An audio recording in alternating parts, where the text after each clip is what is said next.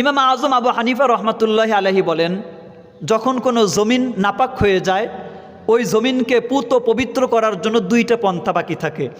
এক নম্বর পন্থা হলো, যদি আসমান থেকে মুষলধারে বৃষ্টি বর্ষিত হয় বা আপনি যে কোনোভাবে পানি দিয়ে ওই ময়লা নাপাকিকে দূর করে দেন, তাহলে ওটা দূর হয়ে যায়।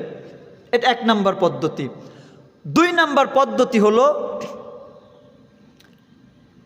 আল্লাহ পাক রব্বুল আলামিন যে সূর্য ফিট করেছেন, এই সূর্যের প্রখর রৌদ্রে যখন জমিন শুকিয়ে যায় ওই শুকনো জমিন পবিত্র হয়ে যায়।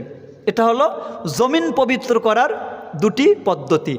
আপনার আমার হৃদয়, এই মানব হৃদয়, এটাও একটা জমিনের মতো। এই হৃদয় যখন নাপাক হয়, এটা নাপাক হলেও দুইটা পদ্ধতিতে পবিত্র করা যায়।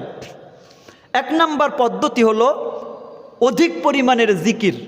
আল্লাহ বলেছেন, ইয়া আইয়ুহাল্লাযীনা আমানু যকুরুল্লাহা যিকরান কাসীরা, হে ঈমানদারগণ অধিক পরিমাণে, অধিক হারে, ব্যাপক পরিমাণে তোমরা জিকির করো।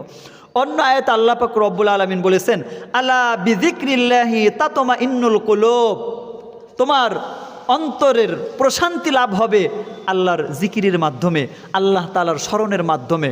তো যেই আত্মা অপবিত্র হয়ে গেছে, যেই আত্মা মরে গেছে বা অসুস্থ হয়ে গেছে, এই আত্মাকে পবিত্র করার জন্য এক নম্বর প্রয়োজন জিকির, অধিক হারে জিকির করতে হবে। দুই নম্বর পদ্ধতি হলো আহলুল্লাহ, আল্লাহওয়ালা যারা, তাদের সোহবত।